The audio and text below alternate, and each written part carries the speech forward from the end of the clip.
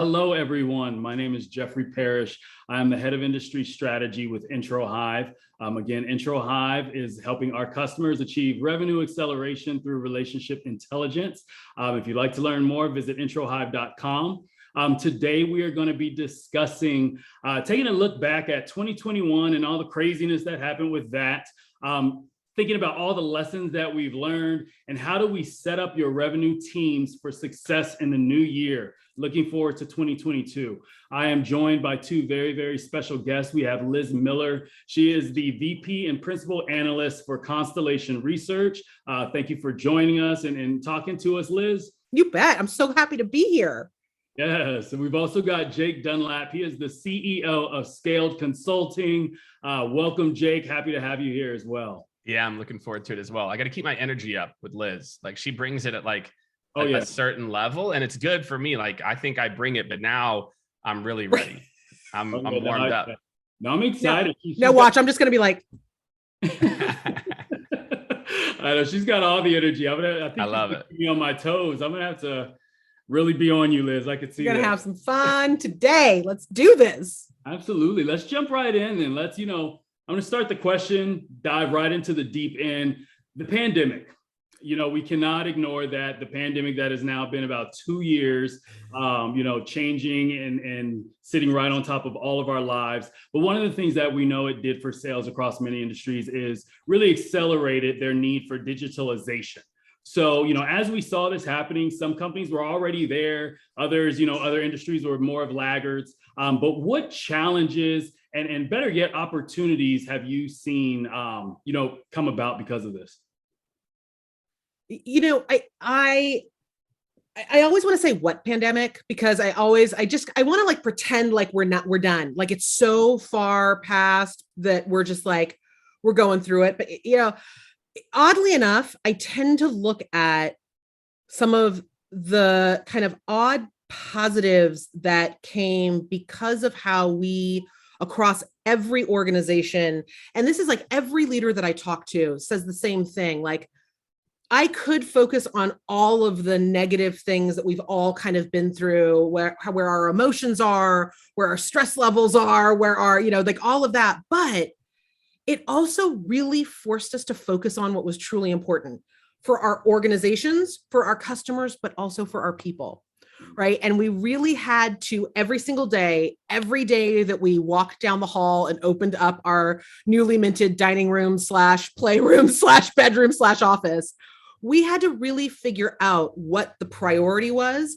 and then what the tools and technologies, whether it was data, whether it was new platforms, whether it was new technologies, whether it was picking up the phone and calling your team members to just make sure everyone was okay, right? Whether it was making sure we could commit to getting back to our customers faster, whether we could commit to actually new KPIs that got us to success faster so that we all could be on the same page. I think it really forced us to reassess our priorities and really start to redefine what we wanted durable, profitable relationships to be. Because I think right before the pandemic, we kind of were in this spot where everyone was a little bit about we were uncomfortable about being in business, right? Because we kind of all felt like we needed to be in business to do good, right? We forgot the piece in the middle that was, if we're super successful, if we are really good at being in business, we get to do better and we get to do more and we get to do better by our people. We get to do better by our communities.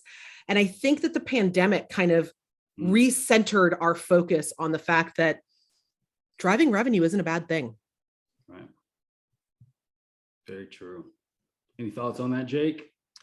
Yeah, I think the other trend is the biggest thing that I saw that it's done is there was a group of people that preferred face-to-face. They were laggards in technology, right? And so, I want to talk to someone about it. I want to understand or meet someone and talk about it. And if you look at where we are today, is what the pandemic is proven is that people are willing to make 6-figure, 7-figure purchases without ever actually meeting someone. And so as this group of people have become more technological savvy, it's now what's next. And to me, as we start to get into 2022, it's this experience that right now, most people's digital experience, sales experience is I fire up a Zoom, I stare into the green dot on my MacBook or my DSLR. I stare into that dot because then it's weird, or because I'm not making eye contact with you. And I don't use my hands. I'm kind of like this. I'm sitting down. And I think really what it's done is people have gotten comfortable in those environments. And now where it's like, okay, what's next? Right. So what's next in terms of creating an actual experience here and something different, like what we could mimic in real life, and how do we bring that digitally? So I think for many companies, it's been, okay, this is the new reality. I mean, we're talking to companies globally now that almost that are like, we're going to build out and that you wouldn't believe, we're going to build out an inside sales team for the first time. Right. And we're talking lots of different, companies, industries. Yeah. And so as we've proven this, it's like, what's next? Like, what's the next level of engagement? What's the next level of bringing that energy from face-to-face to digital? Yeah.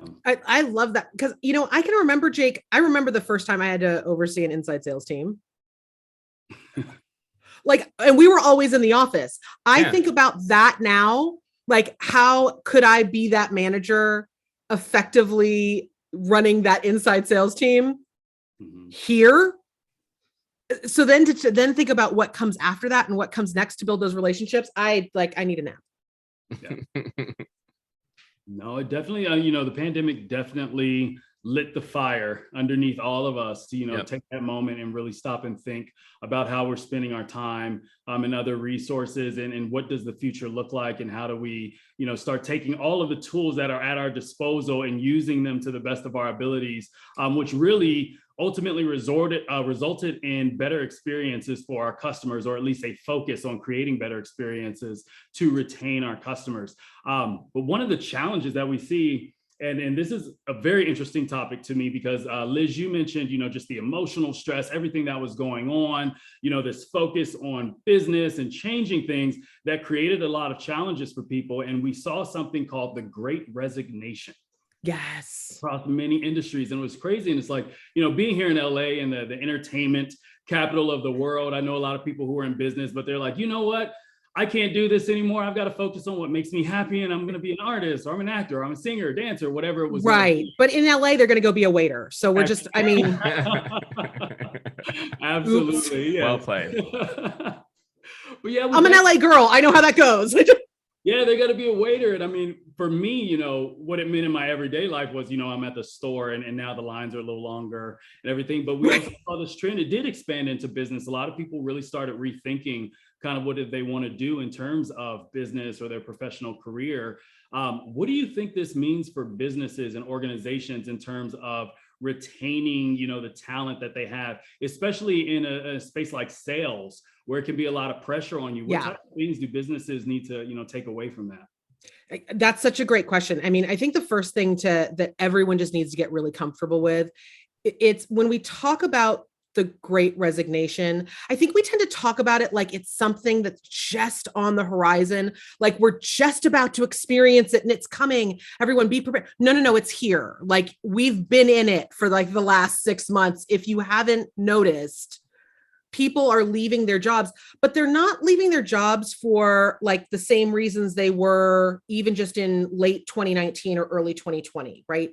People are really leaving their jobs because they're saying, I want to be successful at something and I need to redefine and I want to rethink what success means to me. That doesn't necessarily mean everyone's leaving for some like great eat, pray, love moment experience, right? Like, people aren't walking out in a blaze of glory to like go live in a yurt. Like, that's not what's happening. What's happening is people are saying, listen, you're not helping me be successful. And it's not that, hey, manager, you're not giving me the support, the tools. That's part of it.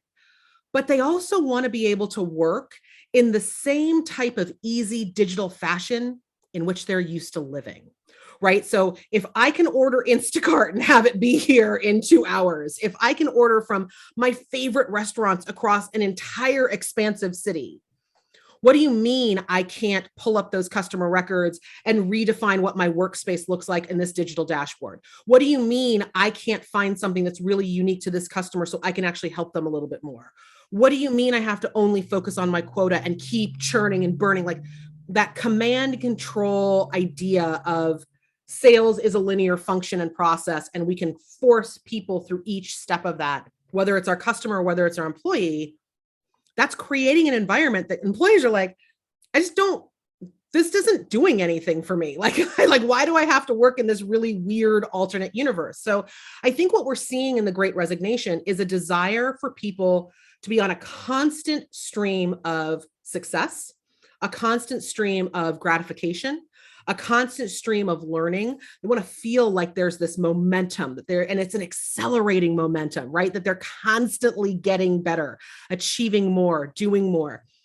They want to get off the phone after helping a customer and actually feel good about what they just did and know that customer is going to call back because that customer is happy, right? It's these kind of real fundamental moments that I think when we think about business, we think we've empowered.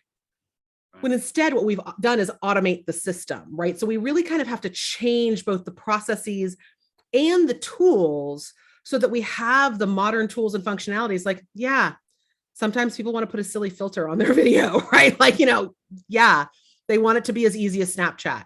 But more importantly, they don't want to have to go through 10 different systems and toggle through 3 different, dashboards just to get the answer they need. Yeah. That's a great point. You as a CEO, Jake, I mean, I'm sure you have a good perspective on this in terms of keeping them happy. Yeah, I mean, here's what I think, and I did a post about this a few weeks ago on LinkedIn. The companies that the Great Resignation has impacted the most is the companies that weren't investing in people beforehand. And that's why, you still have some companies that are like, yeah, like it's not like we've had a little bit, but the companies that aren't being impacted as much are companies that already understood that your job as a company is to take care of your people and to provide opportunities and to provide transparency for them. Those are the companies that aren't feeling it. Yeah. And that's just, and I think that's the thing to understand here is the Great Resignation is affecting companies that, especially in sales, that stopped investing in the people as people and instead raised a generation of sales leaders who only know how to do pipeline meetings, as opposed to, hey, like what motivates Liz? What motivates Jake? And how can I provide this amazing experience for them? And that's what we've seen. I mean, and look, we've had people, we had someone leave a few months ago. She wants to go write a book. Amazing. Like, how can we help you on that journey? Like, we don't have that opportunity here, but for the most part, and, I shouldn't knock on wood, but, we've got 40 plus people globally and we haven't felt it. And we, even when we look at our client base, it's very easy to see the companies that are like, we're hurting for talent. And then when you look at what their culture looks like internally versus the companies that are like, hey, we're growing. Like, yeah, of course, it's like more difficult to find new people because the market is so hot right now. But I just think that's that as you think about yourself as an organization or a sales team or as part of a sales organization, if people feel like you're invested in them and you're really focused on their growth, which is, one of the things that Liz had mentioned, then people usually stay. It's not usually for that extra dollar. If it's $50,000 more dollars, then there's not a lot you can do either. It's like, hey, I get it. It's 50,000 more. I'm paying you 80, like go. So I just think a lot of companies need to keep that in mind. And really, we're seeing this more and more. We're doing some really cool, like new leadership development programs for some big global companies. And people are starting to realize, look, if we don't take care and invest in our people, they're going to leave. And it's not that that's like a new idea. It's that I think there was probably a part in the mid 2010s to later where things were so good, like the market's so good, everything's so good, and people are paying more money that we kind of lost sight about the whole goal early on, which is you got to invest in the people. And because people are leaving jobs, companies stopped investing as much, and then they started leaving jobs because companies. And so we've got to kind of break the circle, and it's got to be the companies that break the circle, that even if you're worried about people leaving, it doesn't mean that you don't invest in them the same way that you did when people stayed at jobs for 5 years.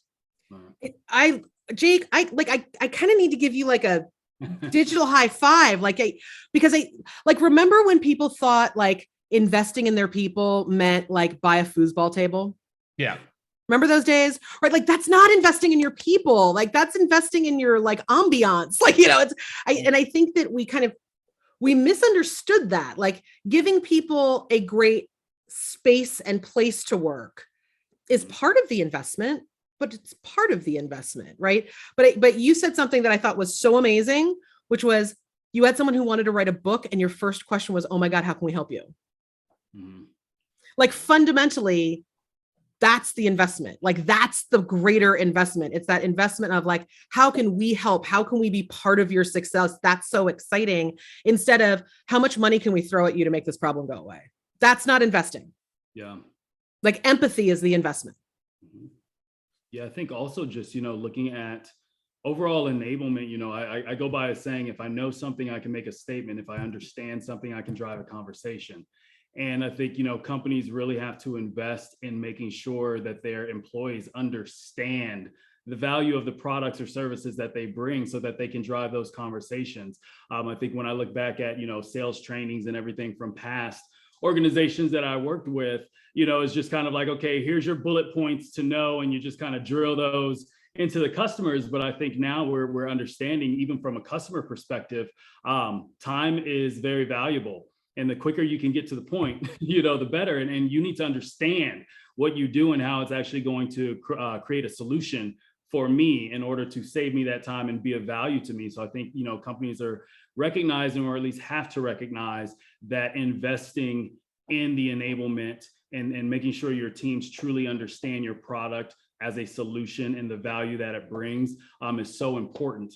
But still on this topic of kind of, employee satisfaction, if you will, how much do you think the shift to remote working had an effect on this? Because I know, for me and friends that I spoke with, it kind of highlighted some of those disconnects in terms of the organization of the company. And it was very difficult for them to shift to working remotely, but also just having the free time to have your life kind of staring in your face all day while you're working. And it gets you thinking like, is this really what I want to be doing? Or should I be spending more time here? What are your thoughts around that? Yeah, we were fortunate. Look, I would like to think that I had the foresight, right? But, we were already probably 80, we had offices in New York and Austin, and we had some kind of hubs, but for the most part, our people were already remote. And so for us, I think that was an advantage, that we had already been more opportunistic. And that's the advantage of being, 40 person versus maybe a 400 person company is, you can make those decisions. What I would say is maybe my vantage point now is engagement. And, right now it's like, so we're experimenting with a tool called Gather, which is a metaverse tool. It's like it's called Gather Town, where it's like a virtual office where people go. So instead of us like slacking asynchronously and like, hey, do you have 5 minutes? Yes, I have 5 minutes. Okay, here's a Zoom. Okay. Oh, I don't have 5 minutes anymore. It's like, people, you can just like walk your avatar up and go just like, oh, hey man, like the same way that you used to do it in an office. And so I think for me now, I've moved past, remote or remote hybrid. We're there. It's there. We were already moving the digital nomad life way before 2020 happened. Now it's how do we create serendipity digitally and remote? I don't have the perfect answer here. We're trying a whole bunch, but it's like, how do you create like, again, like that time you used to just like bump into someone. And so now it's like, I have to set another meeting. Oh, great. Yes, that's what I need. I only have 65 today. Last week I had 40.8 hours of meetings. I'm like, this is horrible. Like, life was not meant to be in meetings. It's meant to be doing work. Meetings and work are not the same thing. And so I think for a lot of companies, remote is here. And now it's how do you create environments? And it's not just happy hours. We did all that stuff. We did the happy hours. We did the escape rooms, and it was cool. And like people liked it. They had fun. And then we'd try to get people together. But now what I'm really trying to think about, how do we create serendipity, which is that random bump in? And I think the metaverse and what's coming there is going to be the answer for that, you're going to have these like virtual offices where you kind of bump into people, and maybe it'll augment Slack and Zoom internally, or maybe it'll replace it in some companies internally. So I just think companies need to be thinking about that more and more, and teams too. How do I create serendipity versus just like moments where we have fun for an hour and a half and then we leave? Nice. It's what events had to go through, right? Like, and talk about where sales really had to readjust, especially in B2B, right? That minute that the big conference and, the opportunity to meet your customer on the sales floor, on the conference floor of whatever big conference we were at, all gone, right? The big user groups, everything gone in an instant. And so not only were we having to work from home, we were having to try to figure out what this new motion of relationship building was, whether it was relationship building with our own team, with our managers, with our people, whether it was relationship building with our customers, right? And I think a lot of people went through that really awkward. So, okay, when you're in you're with someone and that person looks at you and they're like, so I think it's now time that we call this a relationship. And okay, we all know that moment, right? And then you're sitting there so I thought we were in a relationship. I don't know what we've been doing this whole time. Okay, that is kind of what everyone just went through in sales, right? Because sales was okay, so we're going to build this relationship now with you, customer. And the customer's sitting there so I thought we were in a relationship already because I've been filling out all these forms and I've been going to all these webinars and I've been doing all these things. And remember how we met at that trade show once, right? So they were thinking, well, we already have a relationship. And suddenly sales was oh, dang it. I got to figure out how to now backfill because I don't have those old standard mechanisms, the trade shows, the events, let's take you to a game, all the things we could do to create those opportunities for serendipity, to create, and I think that word is so spot on, Jake. It's that moment when you walk past someone at the conference and go, hey, oh my God, I haven't seen you in a year. Let's figure this out, right? Gone. When was the last time you felt serendipity on a Zoom? Never, it's all right? Planned. It's all planned. It's all planned.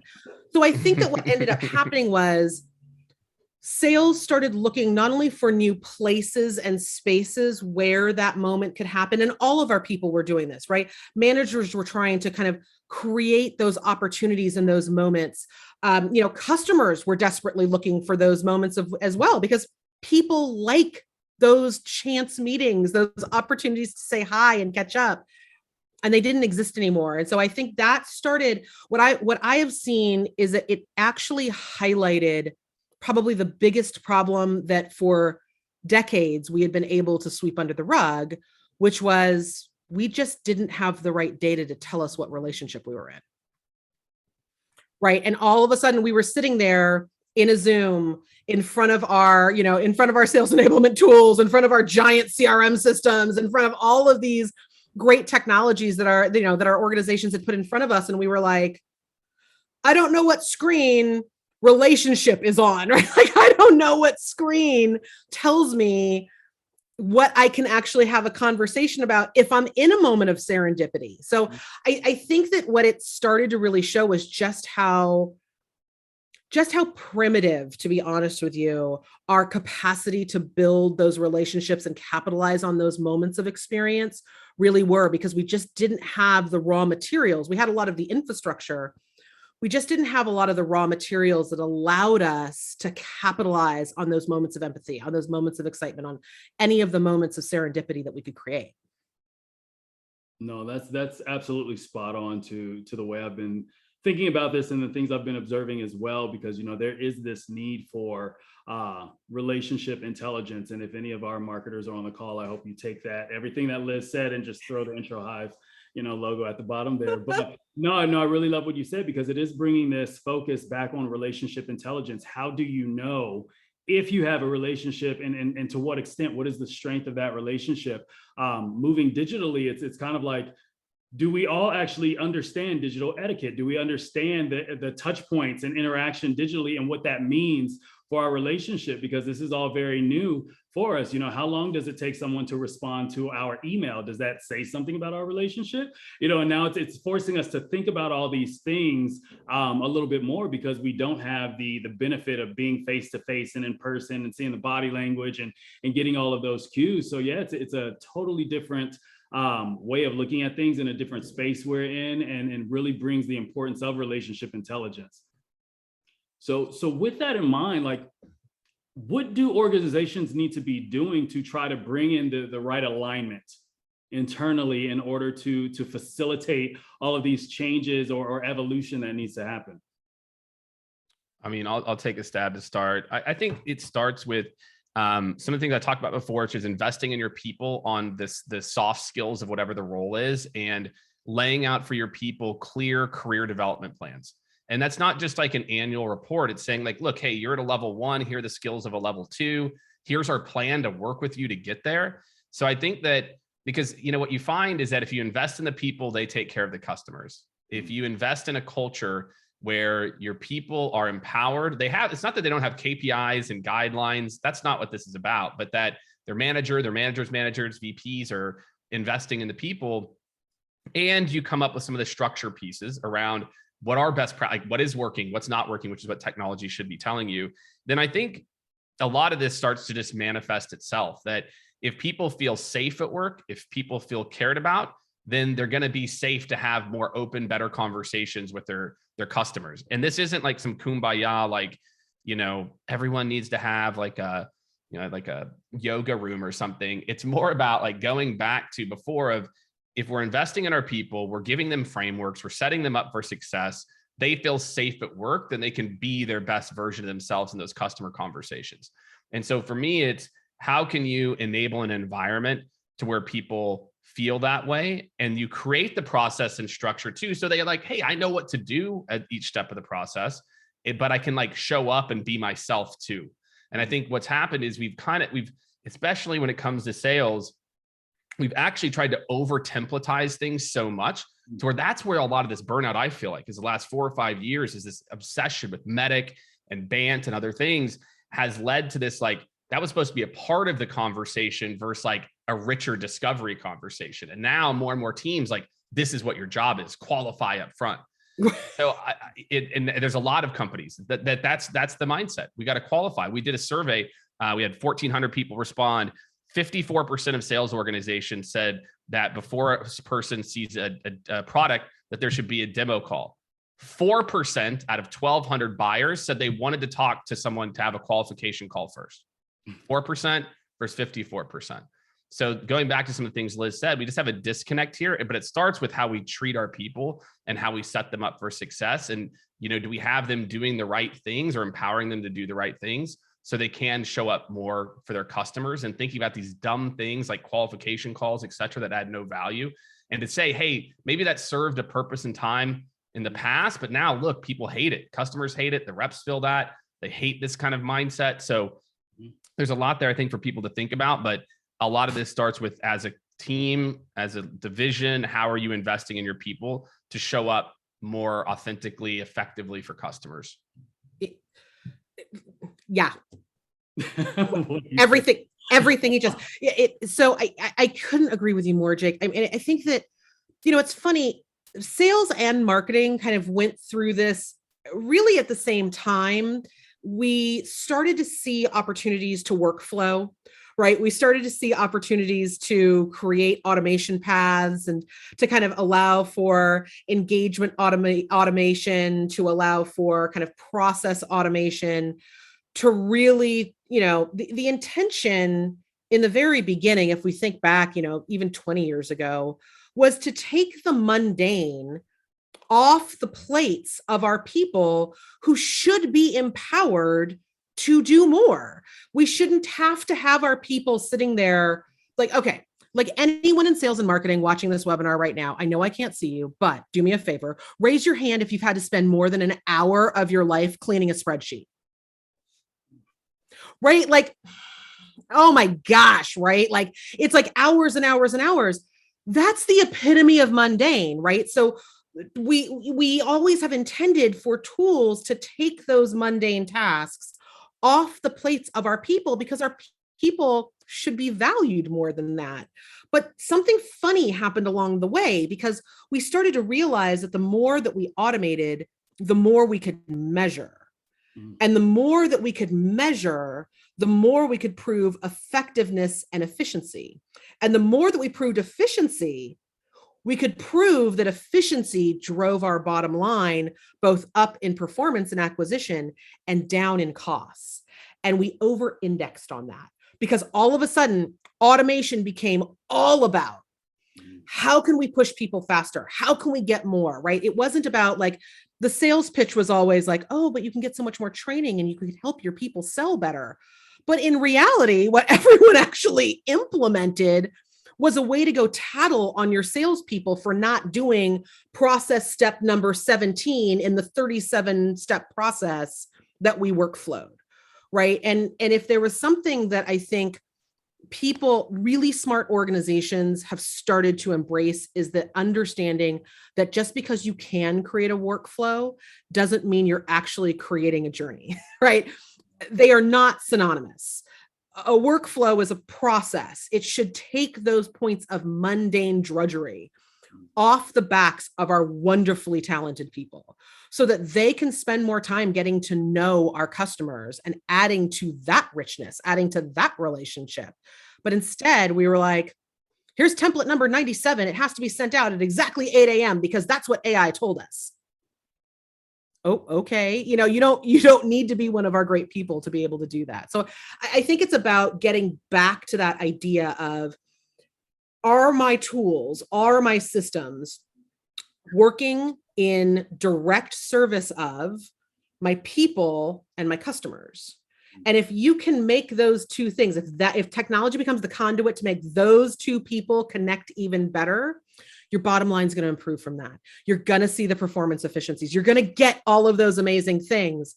We just can't skip those two amazing people in the center, which is our customer and our people. We just leapfrogged over them.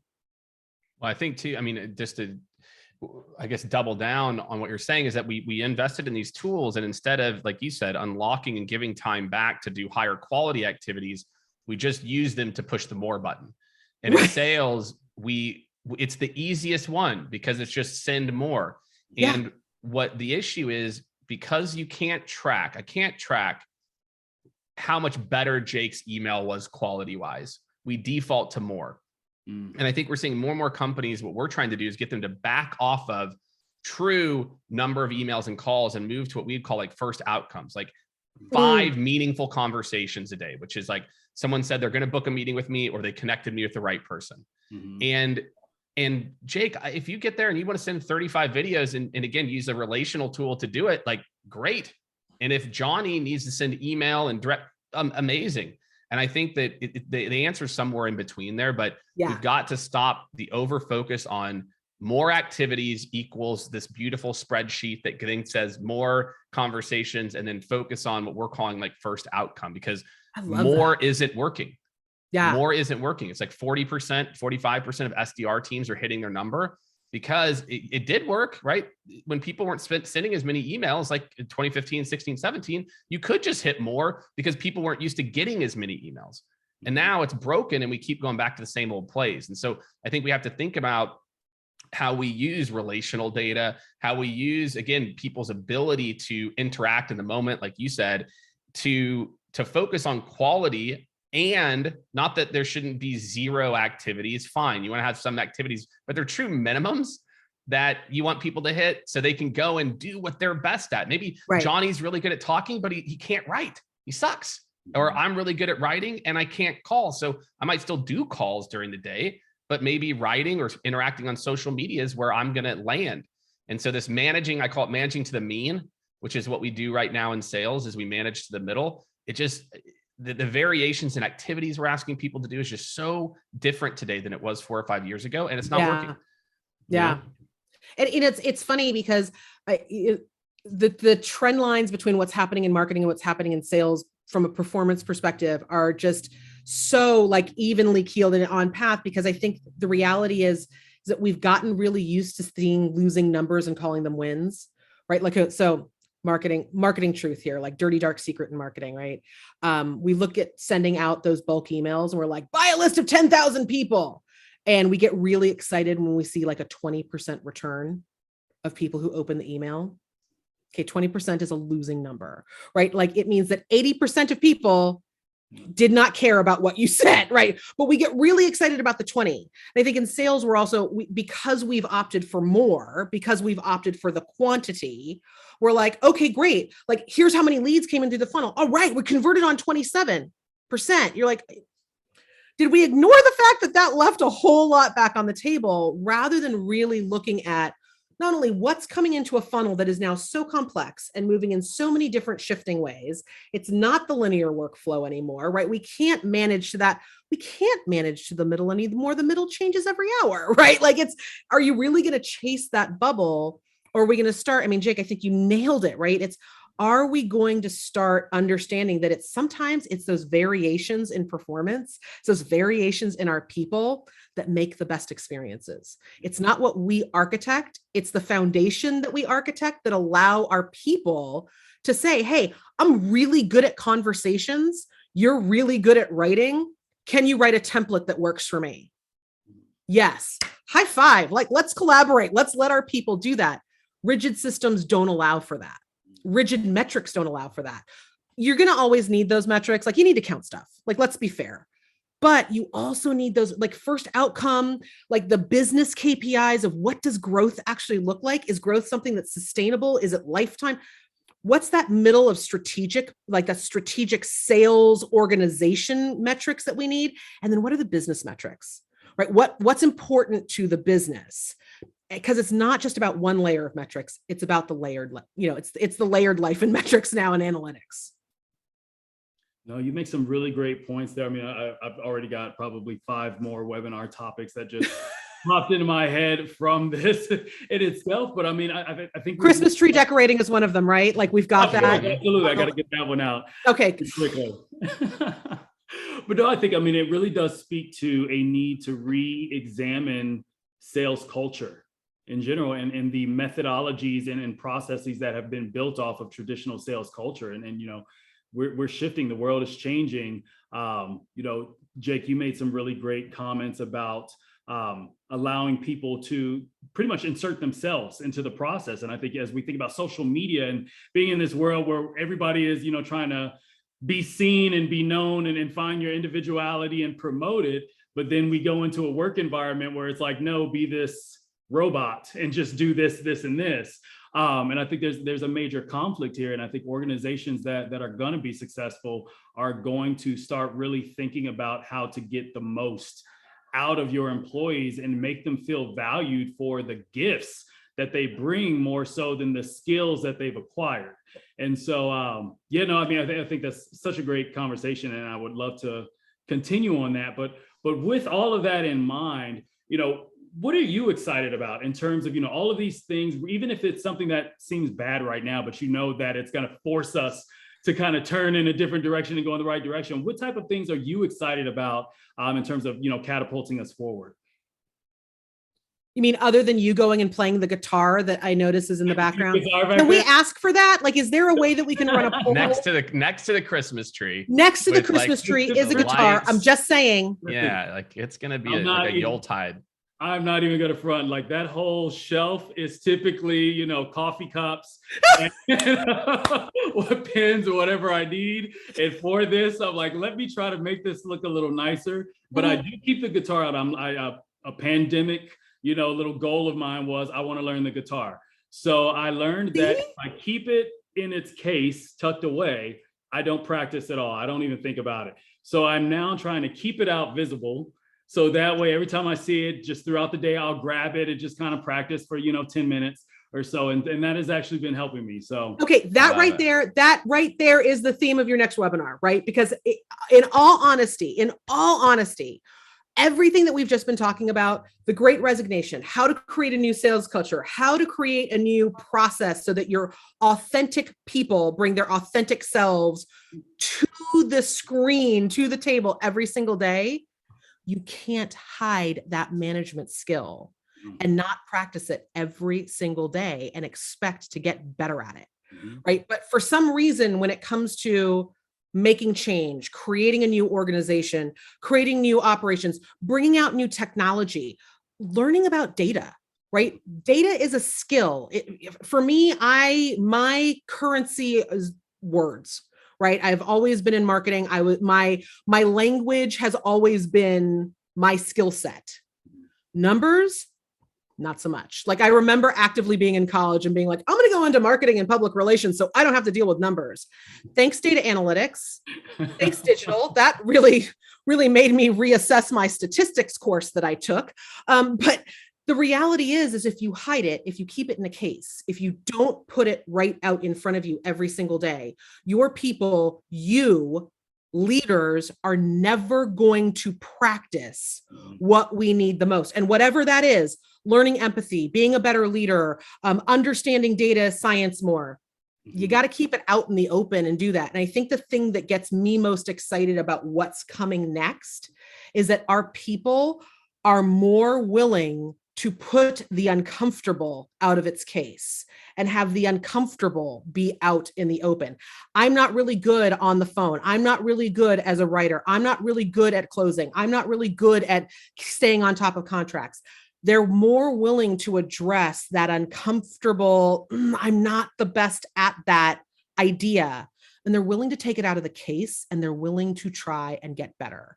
So the question for every leader and everyone who's looking at new tools, new technologies, whatever it is are you willing to be the leader that doesn't penalize someone for what makes them uncomfortable? But are you going to be the leader that celebrates their willingness to change? And I think that's what excites me, because I'm seeing more organizations say, no, I'm good with someone admitting that they're not great at everything. I think that's awesome. How do I help, right? How do I empower that person to go and take everything out of the case?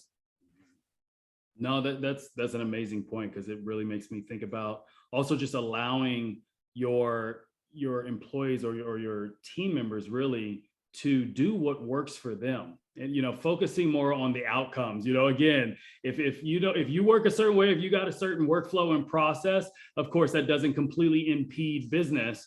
But if you've got something that really works for you and allows you to shine the brightest, by all means do that, and not be so rigid into it has to be done this way.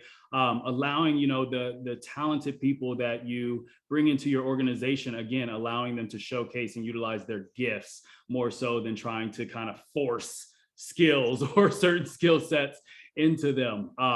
Again, another webinar topic that I feel like we could speak an entire hour about, it just sales culture and business culture, and again, allowing people to be their individual selves, and understanding as management and leadership how to take all of these wonderful gifts that are part of your organization and create something great.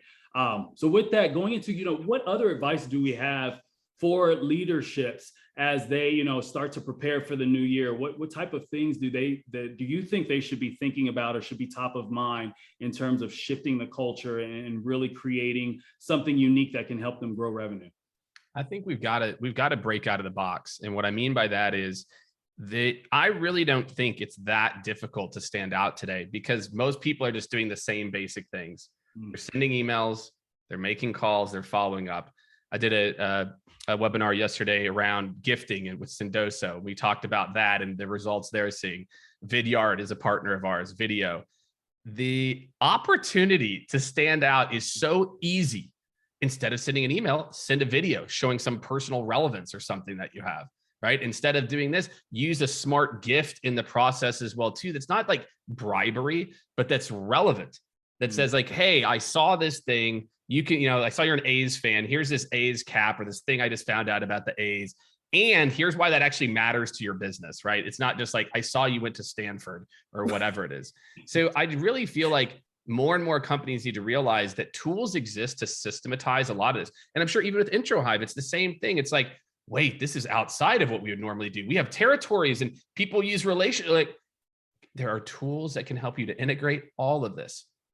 And so in 2022, we already know these things exist. And if we're continuing to see diminishing returns with traditional email, we have to just be original, because I really think that there's opportunities for companies to blow it out of the water, but they're not going to do it by repeating the same things that aren't working. And so, we've been talking a lot about this. I love the concept, like your classic 80-20. It's like 80% you're executing the process, 20% you're trying to break things, right? And so more and more companies need to think about how they're empowering that 80%. Look, this is a process we know that the data, the AI says works. Now, like to your point from before, how do you optimize this little piece of it? Or you go ahead and try something new. So more and more companies need to adopt that mindset. We're going to do this. We're going to give our people, and we're going to create even processes that allow them to stand out or try something different that aren't traditional, what we would call traditional. And I think companies are going to figure that out. I think companies are like, look, we've got to do something different. We can't keep doing the same thing. It's not working. So that's my advice for 2022. Continue to work on setting foundations and new foundations as you learn, but provide that space for people to be different. And because that, I feel like it's so easy to be different right now, because I mean, the emails and the gifting ideas I get are so terrible. Like just any amount of relevance. You can just Google my name, like anything I'll take, and you'll be any type of relevance. You'll be in the top 5% of people that reach out to me on a daily basis. So just keep that in mind. No, I'm gonna high five the company that doesn't send me a birthday email and call it personalization. Yeah. Right. Like, you know what I mean? Because you know what I mean? Like, you don't fill out your birthday. So your birthday defaults in the data to what? 1/1, whatever year it is, right? So then all of a sudden on January 1st, you open up your email box and you've got like 30 happy birthday emails. And you're like, it's not my freaking birthday. And then it usually takes me a minute, like, oh, I didn't fill out my birthday data. So you don't have that, but you've run a personalization workflow. So now the poor sales business development lead is sitting there sending me an email like, hope you're having a great birthday. I'm like, dude, how many of these birthday emails did you send out on January 1st? Right. It's so easy to break that. And it should be broken. Like, you need to allow that person to be like, yeah, this is stupid. I'm not going to do it. Like it. Yeah. Because it's true. Like, don't do that. And I think that we all tend to, listen, technology has done something funny in that when we started with tools like AI, we got super excited about the little things it could do, right? And so what does everyone do? Everyone sits there and is like, oh my God, Amazon is so great at personalization. Okay, I'm not knocking Amazon. I am a massive Prime customer. They know that I love them. So with that said, when was the last time you looked at Amazon's recommendations or anything Amazon called personalization and really thought to yourself, wow, Amazon knows me at a level that is so deep and intense, like they are singing to my soul? Or are you sitting there thinking, yeah, I had a baby 4 years ago. She's 4 years old now. She doesn't need diapers. Stop sending me recommendations for diapers. Right. So it's AI does a lot of really cool things. ML can do a lot of really cool things, but we need that person who can say, wow, that's not working for our customer. Let's break that. And let's go in search of different intelligence that can actually tell us something different. What actually aids in us being different? If the goal is to sell more, well, congratulations, like enter the numbers game, go buy more lists, crank out. If that's your goal, like there's a pretty easy, like 3-step system. Like Jake, you and I probably like just get some sticky notes, slap it up, like end a deal. Like Jake's company does not need to be called into that situation. Right. But if you want to sell better, you want to have that lifetime value increase. You want to sell volume. You want to sell over time. You want, at the end of the day, what is the ultimate goal of any customer experience strategy, which is to create a durable, profitable relationship with your customer that stands the test of time. You got to go break stuff. Go break it with AI, go break it with data, go break it with common sense, but also go break it with a little fun. Like, I don't know when we all decided our customers were boring. They're not. Like, you could have some fun with them. It's okay. Yeah. But you have to keep your eyes on the prize, which is being really good at business. Yeah. And also focusing in on solutioning. I can never, emphasize that more. Come with a solution, not just a product. If you cannot speak to how your product is a solution, you are wasting my time. The strategery team. Exactly. Yeah. Yeah. Are we still having the same conversation? We've been talking about the same thing, not here, but it's like this idea is again, like that's the whole thing about sales. It's so silly. It's just how cyclical things are when they kind of come back. But like just hearing you talk, it's like, it's like, I remember 2005 or 6, right? When I was coming up I was taught the same thing. It's like, don't talk features, mention benefits. And it's like, what are people doing? Like, why Right, are but we Jake, st- then why it is was this called happening still? right, but back then, right, some brilliant tactician someplace called that like consultative selling, right? Of Remember when it course. was like it's Oh, that's consultative came selling, back now, just so you know. right? That is Like totally no, like, no, no, we no. need The to new one that's consult coming people. back. Watch out, because 2022, you're going to hear a lot about conversational selling. Oh, it's Someone gonna be a actually said conversation. those words to me, and I was like, hasn't selling always included a conversation? Like, have I been missing something? Like, have I been doing it wrong all this time? Because I thought inherent to the sales process was a conversation. But again, we have to call it something. We want to feel like it's something new, that we're like the center of innovation strategery, right? Like it's like we want to be able to come up with something that's so new that we've fixed the problem. Because what hasn't changed is we know there's a problem, right? Since the dawn of time for sales, since the very first person stood up at their bread stand in the town square and said, buy my bread, not that guy's. There's been a problem with sales. There's been a problem with marketing. There's been a problem with this process. We've never really quite cracked it, because to crack it means that everyone gets to crack it. Then we got to publish it, and then everyone has the secret, and then we're all doing this great. And we're like, we're living in nirvana. What are we going to go solve next? But yeah, next year is going to be, you're going to hear a lot of people try to sell you on like conversational tools, and they can be great. NLP, conversational AI, they're all awesome. But at the end of the day, if they are not in service of your customer or of your people, they are never going to be in service of your business. Yeah, no, that is a great segue into kind of speaking about our top predictions for 2022. So you've got conversational selling and conversational intelligence. Jake, And so it was positive. Like, that's not a good prediction. I don't want those to happen. What do we expect to really happen in 2022? Like, I'll throw it out there. Everybody's going to do great. You're going to grow. You're going to make lots of money. It's going to be amazing. Now, Liz and Jake, you give me the real. No, Jake goes first. I got to hear his first, because his is going to be so much better than mine. I'm just going to. No. Okay.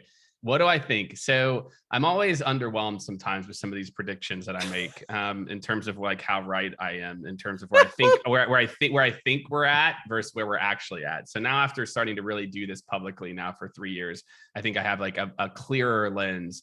Look, I do think we will see better integration of tech tools. So I do feel like we've been investing, some companies are investing $700, $1,000 per month per rep.